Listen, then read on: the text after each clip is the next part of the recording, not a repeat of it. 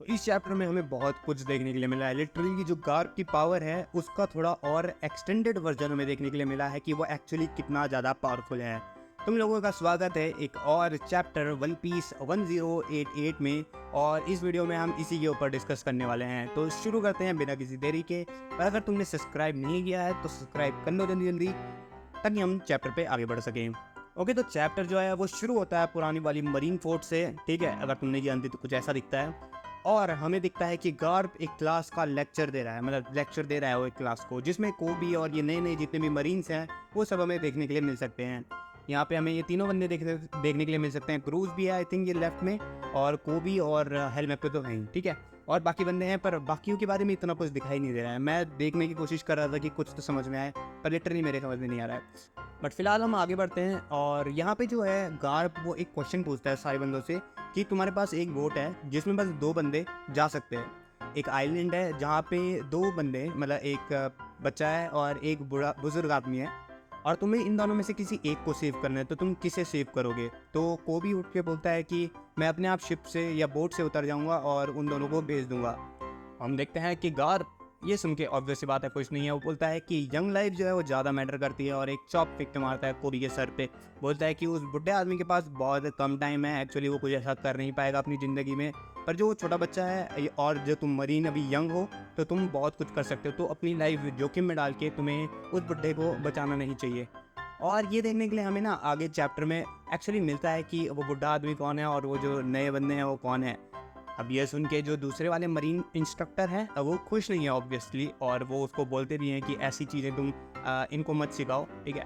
पर यहाँ पे गार्ड जो है वो अपनी बातों पे टिका हुआ है। अभी हम देखते हैं जो सीन है वो स्विच हो गया है, वापस से हम फ्लैशबैक पे जाते हैं एक दूसरे, जिसमें अमेजॉन लिली दिखाई जाती है। मतलब ऑब्वियस सी बात है जो वो, ठीक है। यहाँ पे मतलब ये जो भी इंसिडेंट हुआ था बोआ हैनकॉक के साथ, उसके थोड़ी दिनों के बाद का है। अब यहाँ पे जो ब्लैक बियर्ड है वो एग्री हो जाता है कि वो अमेजोन लिली से चला जाएगा, पर वो 800 मरीन और ये बैटल शिप जो है यहाँ पे उन सबको अपने साथ एक तरह से किडनैप कर लेगा या अपने कैप्चर कर लेगा, ठीक है।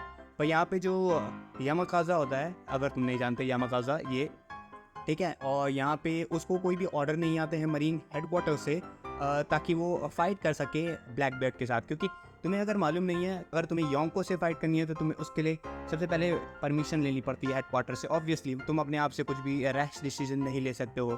पर यहीं पर कोबी जो होता है वो अपने आप को बोलता है कि अपने आप को ऑफर करता है ब्लैक बेल्ट को, और बोलता है कि तुम मुझे एज अ प्रिजनर ले जा लो, बाकी इन सबको छोड़ दो, ठीक है। तो ब्लैक बेल्ट पहले तो वो नहीं करता है, क्या बोलते हैं, एग्री नहीं करता है, पर थोड़ी देर बाद वो एग्री कर लेता है। और यहाँ पे यामाकाजा भी अलाउ कर देता है, क्योंकि उसे मालूम है कि जो कोबी है वो स्वॉर्ड का मेंबर है, और तुम्हें नहीं मालूम है जो स्वॉर्ड के मेंबर्स हैं उन पे ये सारी चीज़ें जो भी मरीन्स पे होती है अप्लाई, वो नहीं होती है। इन्होंने पहले से अपना रिज़ाइन लेटर दे रखा रहता है, और मरीन बोल सकते हैं कभी भी कि हम तो जानते ही नहीं है कोबी कौन है, इसने फालतू में तुम पे हमला कर दिया, वो सारी चीज़ें।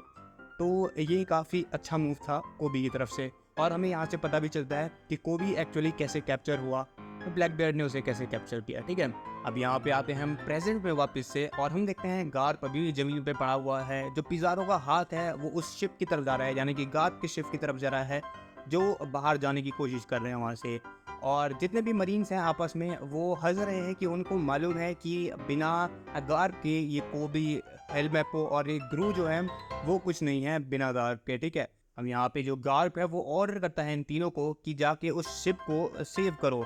बेसिकली वो कोबी को बोलता है कि उस हैंड को डिस्ट्रॉय करो। यहाँ पे जो ग्रू है वो भी थोड़ा सरप्राइज है, और वो पूछता भी है कोबी से कि तुम्हारे पास ऐसी क्या पावर है, जिससे कोई बम बम छुपा के रखा हुआ है क्या, कि जिससे तुम उस बड़े हैंड को डिस्ट्रॉय कर सको। यहाँ पे कोबी रिप्लाई देता है उसके पास ऐसा कोई वेपन तो नहीं है, पर वो फिर भी ट्राई करेगा। अब पायरेट्स जो है वो इन तीनों पे कैनन बॉल से शूट कर रहे रहते हैं, पर हेलमेट को जो है वो अपनी स्वॉट सिंह को प्रोटेक्ट करता है, ठीक है। अब यहाँ पे जो गार्प है वो अचानक से खड़ा हो जाता है और गुजान की तरफ भागना शुरू कर देता है। हम देख सकते हैं कि वो इतना तेज है कि गुजान भी सरप्राइज है कि ये हुआ क्या। उसको अचानक से एक बहुत खतरनाक पंच मरता है, और हम देखते हैं अब जो गार्प है वो जा रहा है पिज़ारो की तरफ, और वो उस पर मारता है अपना एक खतरनाक पंच जिसका नाम है गैलेक्सी डिवाइड। इससे हमें एक चीज़ पता चलती है कि पिज़ारो की जो एक्चुअल बॉडी है उस पे पेन हो रहा है, और यहीं पर सबसे बड़ा अंतर हमें पता चलता है कि पिज़ारो और पीका के फ्रूट में, अगर तुम्हें नहीं मालूम पीका, तो पीका भी लगा दो भाई पीछे। तो इन दोनों में एक्चुअली अंतर क्या है? अभी तक हमें लग रहा था कि ज़्यादा कुछ अंतर है नहीं, पर यहाँ पे साफ साफ में अंतर दिखता है कि जो पीका का फ्रूट है वो बेसिकली स्टोन को मैनिपुलेट करता है, पर उसी के अपोजिशन में जो हमारा ये फ्रूट है आइलैंड फ्रूट, वो पूरे आइलैंड को वो करता है। और डैमेज के मामले में भी, जैसे पीका पे मारा था, मतलब अगर तुम स्टोन पे मारोगे तो पीका पे कोई इफेक्ट नहीं पड़ेगा, पर यहाँ पे थोड़ा डिसएडवांटेज, थोड़ा नहीं बहुत ज़्यादा डिसएडवांटेज है हमारे पिज़ारो का, उस पर एक्चुअली पेन हो रहा है।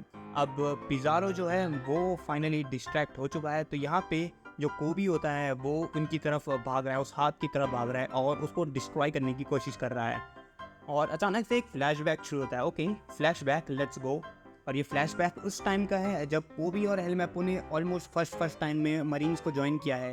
यहाँ पे जो गार्ड है वो हेलमैपो से बात कर रहा है और बोलता है ट्रेनिंग के बारे में बात चल रही रहती है, जो हमने कवर स्टोरी में भी देखा था, ठीक है, उसी फील्ड की बात चल रही है यहाँ पे। ओके, अब गार्ड नोटिस करता है कि जो कोबी है वो बहुत जल्दी इंप्रूव कर रहा है, और पर जो उसके पास जो इंजरीज है उसके हैंड में, शोल्डर्स में, वो एबनॉर्मल है, वो बहुत ज़्यादा दिख रही है। अब हेलमैपो कहता है कि कोबी ने वैसे मना किया है किसी को भी बताने से, पर जो कोबी है वो एक्चुअली अकेले में रह के बहुत ज़्यादा ट्रेनिंग कर रहा है। वो कहता है कि मैं बाकियों से काफ़ी ज़्यादा वीक हूँ, बोलता है मुझे 100 से 200 टाइम ज़्यादा हार्डर ट्राई करना पड़ेगा औरों से, ताकि मैं अब ज़्यादा पावरफुल बन सकूँ। और यहाँ पे एक्चुअली हमें सही में पता चलता है कि वो ट्रेनिंग कर रहा है उसी शिप पे जिस पे कुजान और गार पहले ट्रेन करते थे। या ऑब्वियसली बात है, बैटलशिप बैग। हेलमेट पे बोलता है कि वो हर रात को जाके वहाँ पे उस पे पंच करता है, ठीक है, वो जो भी बैटलशिप है, बैटलशिप बैग है। अभी हम वापस से प्रेजेंट में आते हैं और हम देखते हैं कि जो कोबी है वो एकदम तैयार है पंच मारने के लिए। और अब हम देखते हैं कि कोबी कौन कलर हाकी यूज़ कर रहा है, लिटरली कौन कलर हाकी है ब्रो ये।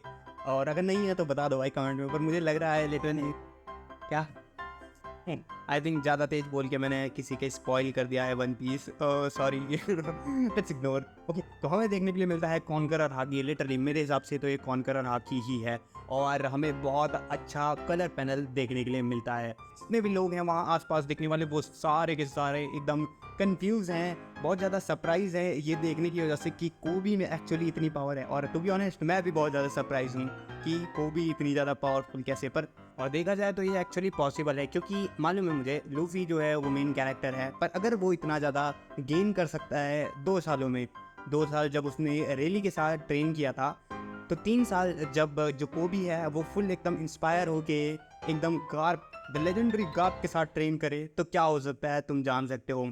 और तुम में से काफ़ी लोग मुझे मालूम है डिसएग्री करने वाले हो कि ये एकदम पता नहीं क्या चीज़ कर दी इन्होंने, कोबी को इतना पावरफुल कैसे बना दिया।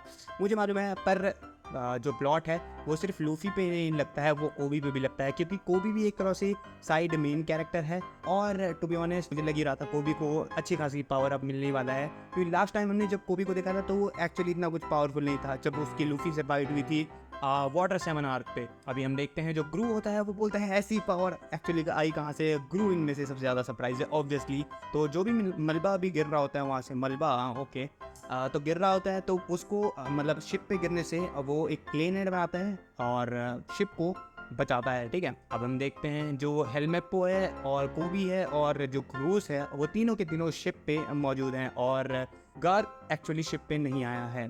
और कोबी वापस जाने की कोशिश करता है पर उसको ग्रू मना कर देता है, या रोक देता है। उसकी भी आंखों में आंसू आ रहे हैं, क्योंकि उसे मालूम है कि अब क्या होने वाला है। गार्प का सीन, उसने जितनी भी अपनी पावर थी वो लगा दी थी पिज़ारो के अटैक में। अब हम देखते हैं कि अगले पैनल में जो गार्प है वो पूरी तरह से सराउंडेड है ब्लैक बियर्ड पायरेट से। शीरयू है, अलग पिज़ारो है, यहाँ पे कुजान है और भी बहुत सारे बंदे, ठीक है। अगर हम इस पैनल को अभी ढंग से देखें तो यहाँ पे हमें दिख सकता है जो ये आइस क्रिस्टल है वो गार्प के उसी स्पॉट पे है जिस पे शीरयू ने उसे मारा था।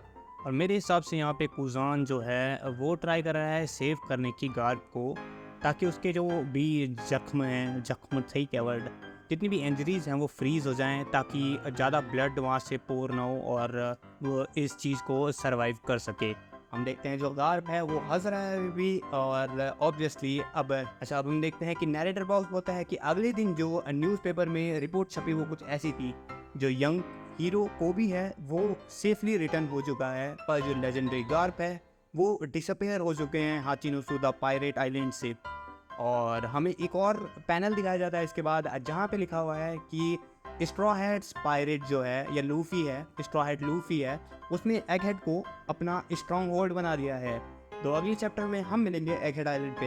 हाँ, इसमें मैंने ज़्यादा कुछ थ्योरीज डिस्कस नहीं किए हैं, पर ज़्यादा बड़ी नहीं रखना चाहता मैं इस वीडियो को, और यहीं पर एंड करते हैं। मिलते हैं अगली वीडियो में, तब तक ले bye bye, see you again in next video.